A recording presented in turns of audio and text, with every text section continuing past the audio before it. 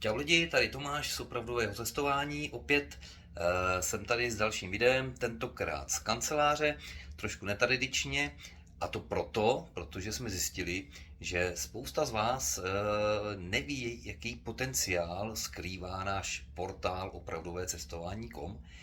A tak já bych rád, kdybyste teď mi věnovali pár desítek sekund vašeho času a mrkli na to se mnou. Já vám ukážu, co všechno tam lze dělat a jak se na tom pracuje. Je to fakt velmi jednoduchý a rád bych, aby se to viděli taky. Tak pojďme na to.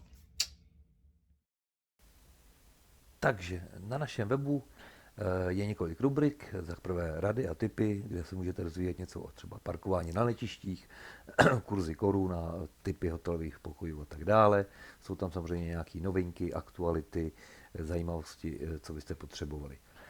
Dostáváme se k sekci poptávka, která je pro ty, kteří neradi prohledávají desítky a stovky hotelů a vybírají si něco sami, ale chtějí si nechat poradit. Takzvaný callback znamená, že vy vyplníte jednoduchý formulář, kde si napíšete zemi, kam chcete jet, nebo pokud ji nevíte, můžete tam napsat cokoliv, kamkoliv.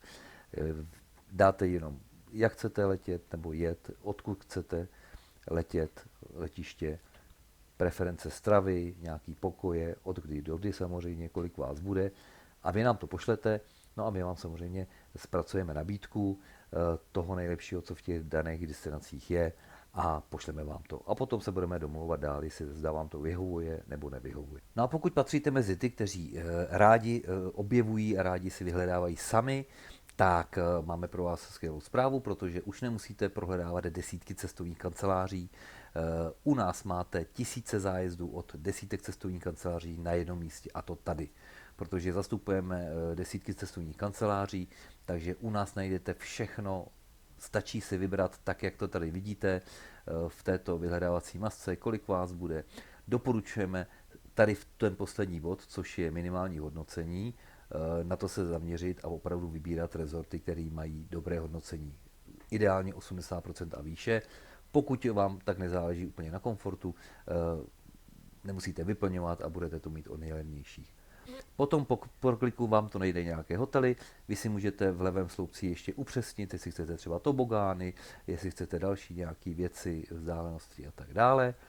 A můžete se podívat na ten hotel v podstatě v detailu. Tady vidíte nějaké věci, jak je to daleko od pláže, co tam všechno je zdarma, informace detailní o tom hotelu, to znamená skladba pokojů, jak je to daleko, já nevím, od letiště, co všechno tam máte za aktivity, máte tady galerii toho celého hotelu a okolí. Tady máte právě ty recenze toho hotelu, tady je 83%, což je velice dobré, takže to bychom i doporučili. Potom je tam nějaká informace o té dané zemi, jaké tam jsou průměrné teploty a mapa přesného umístění. Tak a dostáváme se k termínům. To je to nejdůležitější podle toho, co jste si vybrali, tak se vám tady zobrazí možnosti, které jsou. Vy tady vidíte od kdy do kdy, od jaké cestovní kanceláře to je. Když kliknete na ověřit, objeví se vám rezervace, znamená to, že ten zájezd je volný. Vy vidíte, kdy letíte, že letíte ze Smartwings, jak dlouho potrvá cesta, všechny takovéto informace tam jsou obsažené, takže stačí kliknout na rezervaci a podívat se ještě jednou na detail toho hotelu. Máte tam ještě dokonce možnost si připlatit třeba za pokoj s výhledem na moře, ono vám to přepočítá.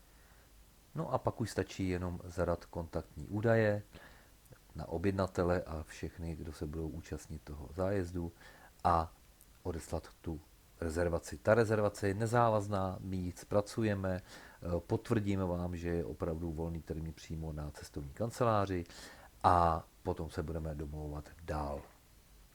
Stále platí, že u nás jsou naprosto stejné ceny jako přímo u pořádající cestovní kanceláře.